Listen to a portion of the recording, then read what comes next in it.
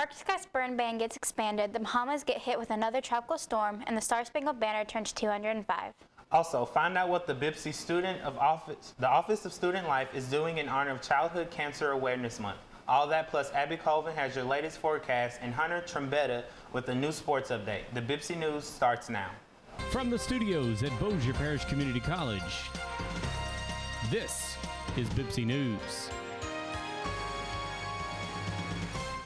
Welcome into the BIPC News for Monday, September 16th. I'm Jilian Rogers. And I'm Shaquille Jefferson. Let's start with a look at what's happening around campus. A University of Louisiana at Monroe recruiter will be available to answer questions and provide information concerning transferring to ULM this Thursday, September 19th from 9 a.m. to 12 p.m. in Building F.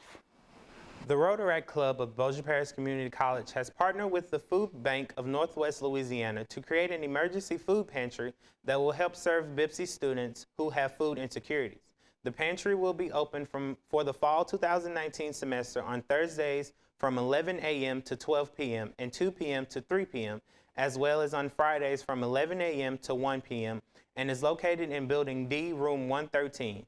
The pantry is free to those who are eligible, and for more information, contact Kelly McDade at 318-678-6324.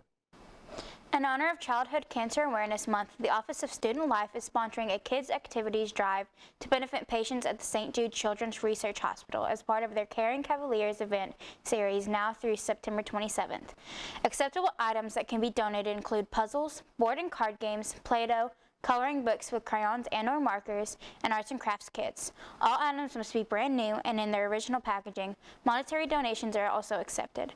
Donations can be dropped off in Building F, Room 220 during office hours Monday through Friday from 8 a.m. to 4:30 p.m. Caring Cavaliers is a community service-driven event series sponsored by the BIPC Office of Student Life to provide students with opportunities to give back to the community. Bossier Parish Community College is teaming up with Willis-Knighton and will be offering flu shots to faculty, staff, and students on Monday, October 14th. The shot is free with proof of insurance or $35 without insurance, and everyone must provide a picture ID. Coming up, a Texarkana shooting put 2 men in the hospital over the weekend. But first, Abby Colvin will let us know if we can look forward to some relief from the heat in the latest weather forecast. This is Abby Colvin with BIPC Weather, and we'll be back after the break. Going up.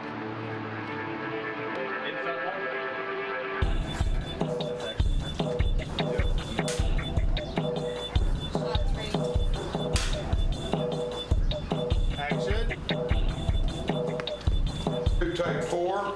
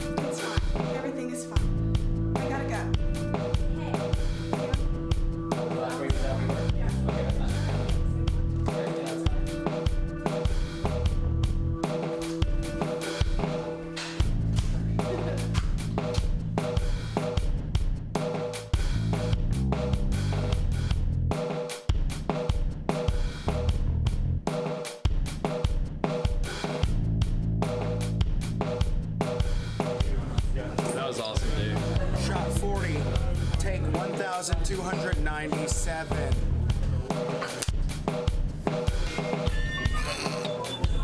What? Guys, help me!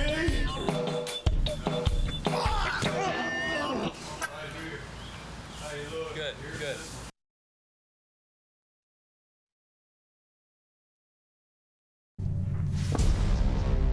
It's time to join forces, get energized, and fuel up right.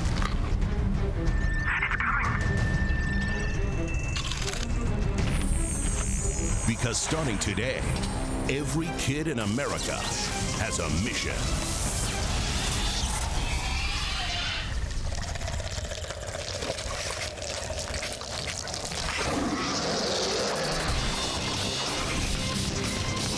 Bring out the action hero in you.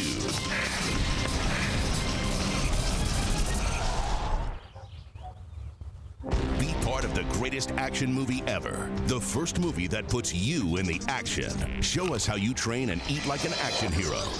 Join in at actionheroalliance.com.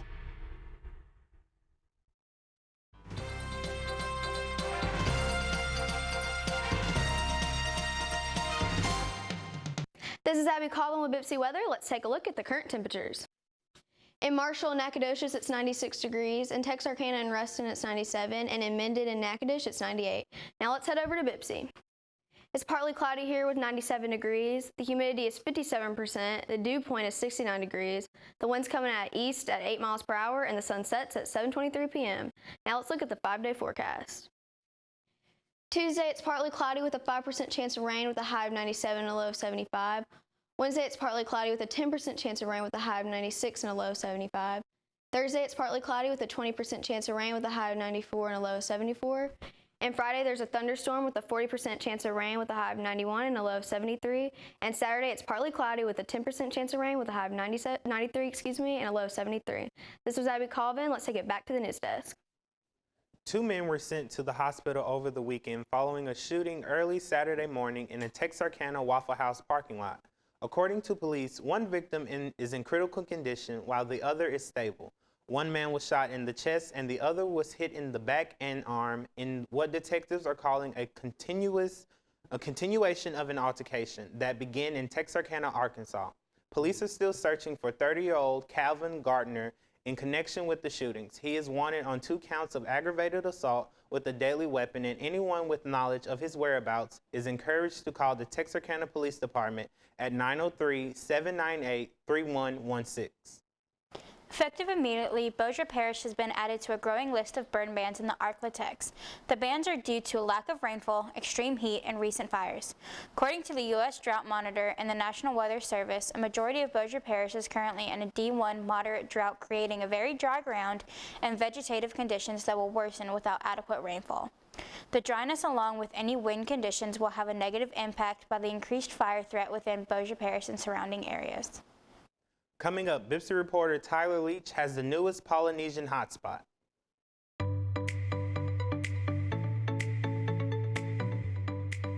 Hi, I'm Tyler Leach with the Bipsy News, checking out some local hotspots in Shreveport, Bossier City. Today I'm here at Ono's Hawaiian Grill to give you all an inside look. Let's check it out. Ono's is actually, it means the word delicious. It's our only Hawaiian restaurant here in town. We serve Hawaiian Polynesian food. It started off as a food truck. It's very successful, and just like most food trucks here locally, we got a storefront. We went from a small truck to a 400 capacity restaurant. Well, you know, we do live music Wednesday through Saturday evening on our patio. We also do private events here at the restaurant. We've sponsored many 5K runs through the neighborhood. We've really tried to embrace the Highland community and also Broadmoor. Well, Sione, our owner, he's actually from Hawaii, and you'll be surprised of how many Hawaiians are actually here in Louisiana. Not to mention our Barksdale base, you get a lot of the military who have gone through the islands.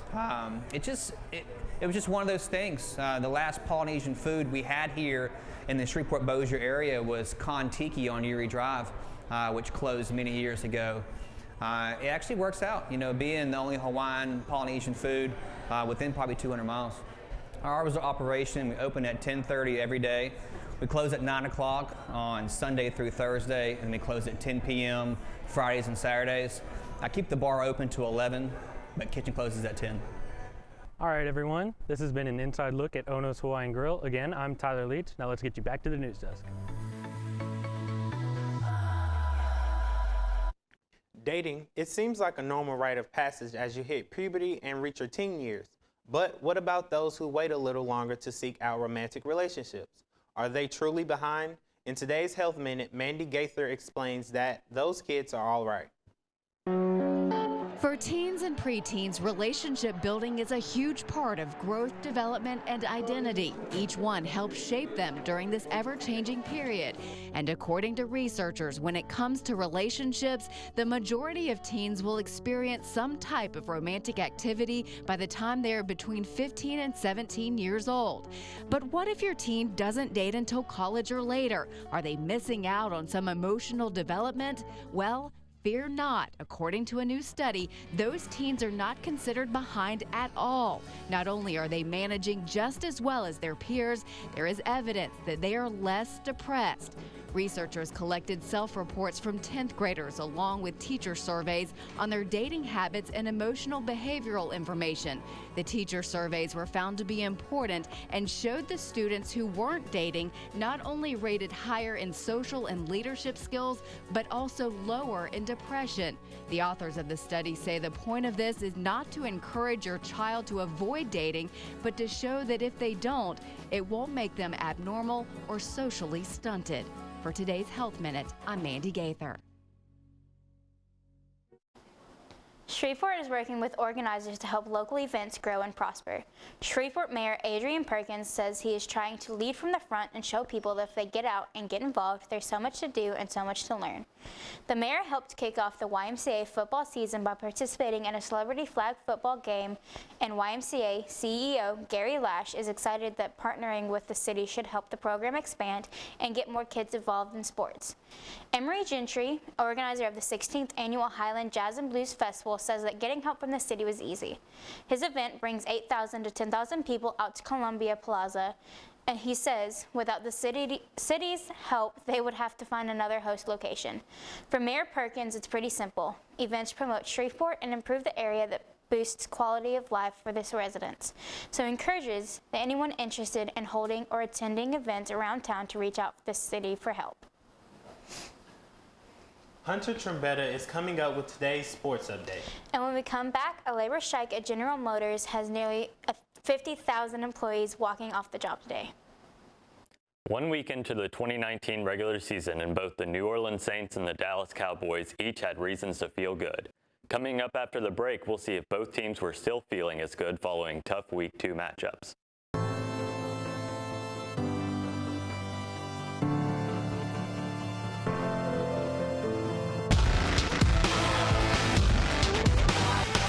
The way you were supposed to be.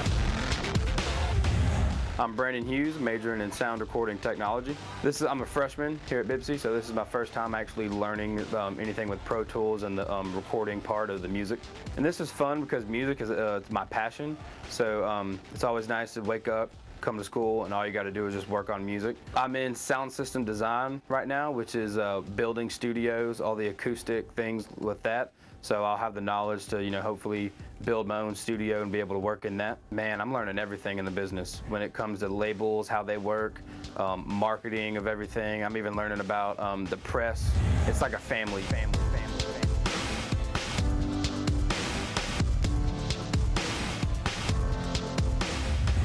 Hi, I'm Michael DeArmond, and I am a sophomore here at Bossier Parish Community College. I'm majoring in communications, and my experiences here at BIPSI has been an incredible experience. The staff, the students, just the things that I'm learning concerning audio and sound recording and film.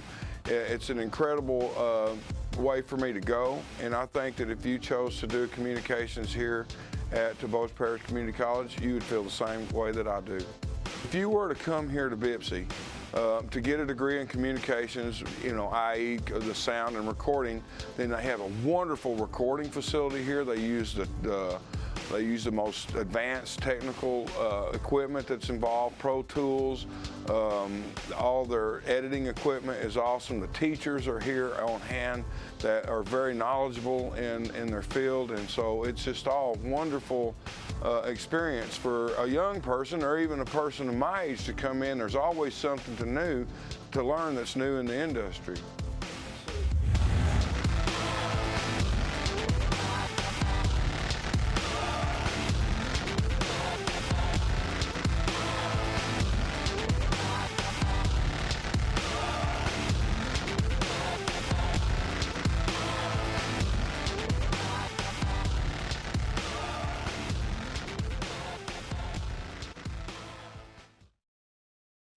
Young man, oh yes, I'm talking to you. If you're turning 18, you need to register with the Selective Service System. Why? Because it's the law, and failure to register can result in permanent loss of college loans and grants, job training and certification programs, and hundreds of thousands of federal, state, and local jobs. If you're an immigrant, failure to register could derail your citizenship process, so please register. 45 seconds online at sss.gov or registration at any post office can save 45 years of hassles.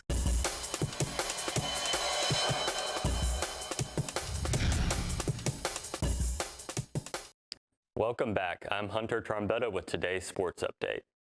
Every new NFL season, it's common for a good or bad performance in Week 1 to cause fans and sometimes even teams to overreact to nothing. But this year's Week 1 for the Dallas Cowboys and New Orleans Saints gave both teams a legitimate reason to be excited. But could they carry that excitement over into Week 2? For the Dallas Cowboys, they finally welcomed in newly signed running back Ezekiel Elliott. Dak Prescott became only the second quarterback in team history to have a perfect passer rating, and they easily defeated the division rival New York Giants 35-17. The Giants have been in a down period for the past few seasons, but whenever they play the Cowboys, they usually manage to put up more of a fight. Week 2 once again saw Dallas taking on a division rival in somewhat of a down period. This time, it was the Washington Redskins on the other side of the field, though. Dallas got off to a slow start, including Prescott throwing his first interception of the year, but Washington was only able to take advantage for 7 points in the first quarter, and after that, Dallas dominated the rest of the game. Prescott shook off the pick to finish 26 of 30 for 269 yards and 3 touchdowns. Zeke broke the century mark for the first time this season, piling up 111 yards and a touchdown on 23 carries. And the receiving corps gave a balanced effort with 8 different players recording at least 1 reception. Dallas looked to keep their early season momentum going when they take on the Miami Dolphins next week. The Dolphins are coming off a 47-point loss at home to New England, and so far have looked like maybe the worst team in the league. Dallas opened as a 21-point favorite. As for the New Orleans Saints, they used the primetime setting of Monday Night Football to deliver the best game of Week 1 when they got a last-second field goal from kicker Will Lutz to beat the Houston Texans 30-28. In Week 2, the Saints traveled to Los Angeles for an NFC title game rematch against the Rams.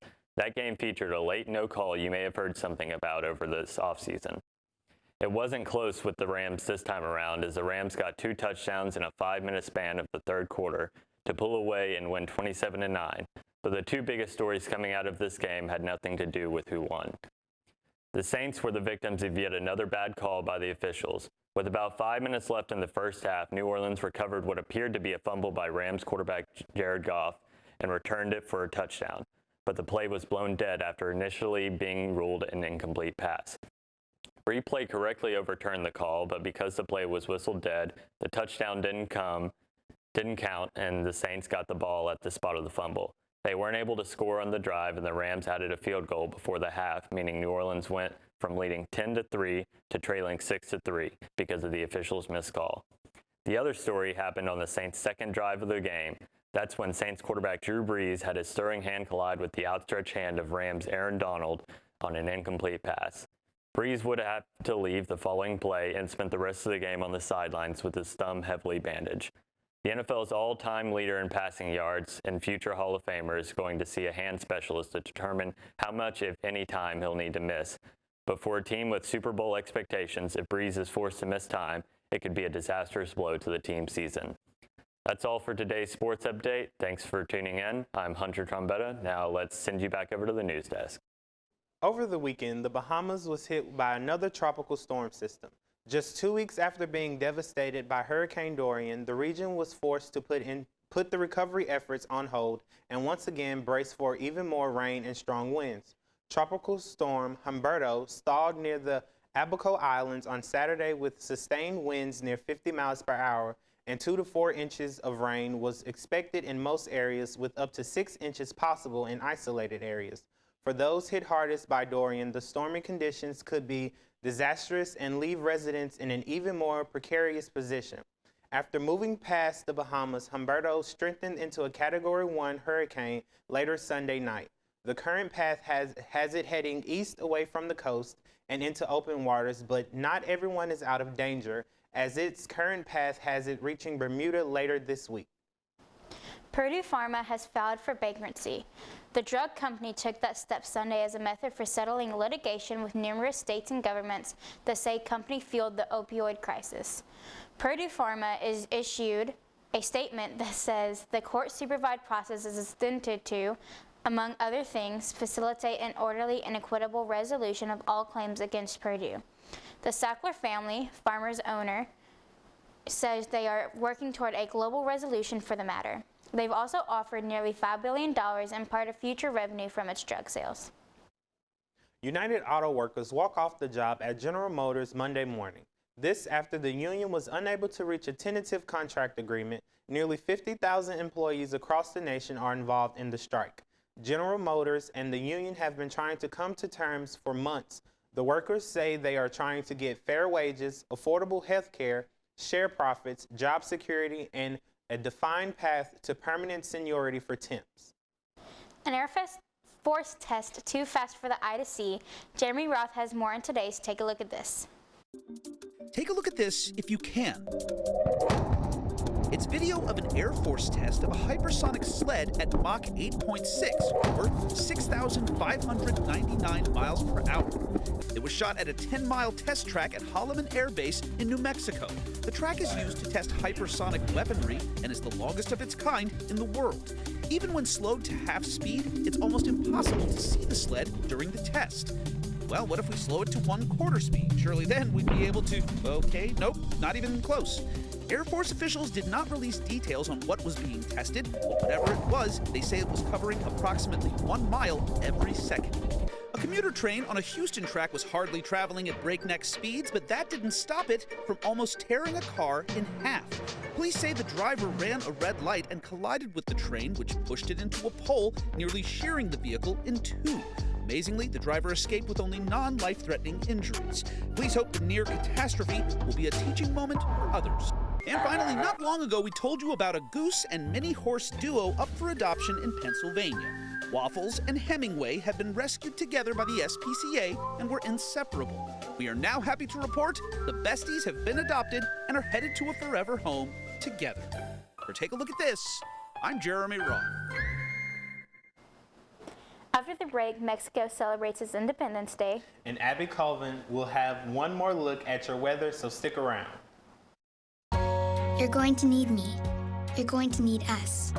All of us. You're going to need our help with your water, your air, your food. You're going to need our determination, our compassion. You're going to need the next generation of leaders to face the challenges the future will bring. And we promise we'll be there when you need us.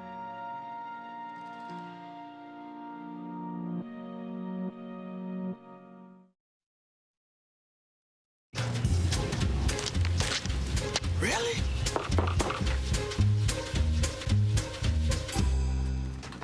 Buzz, what's up, man? You left some leaves burning out here. Yeah, I just came in just for a second. Come on, man. If it's too hot to touch, it's too hot to leave. You could torch the whole neighborhood. It's a good point there, Smokey. 9 out of 10 wildfires are caused by humans. Only you can prevent wildfires. Today is Mexico's Independence Day, and President Andrés Manuel López Obrador marked the occasion Sunday night with the battle cry known as El Grito and ringing the bells of El Zócalo. The celebration was full of traditional music and dance performances, complete with a fireworks display. Mexico gained independence from Spanish rule on September 16, 1810.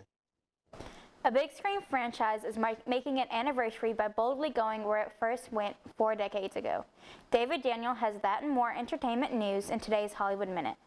We are aboard a huge starship called the Enterprise.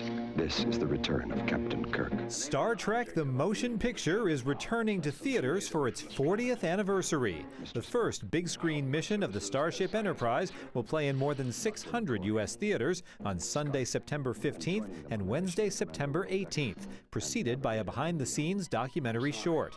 Go to fathomevents.com for tickets and location info.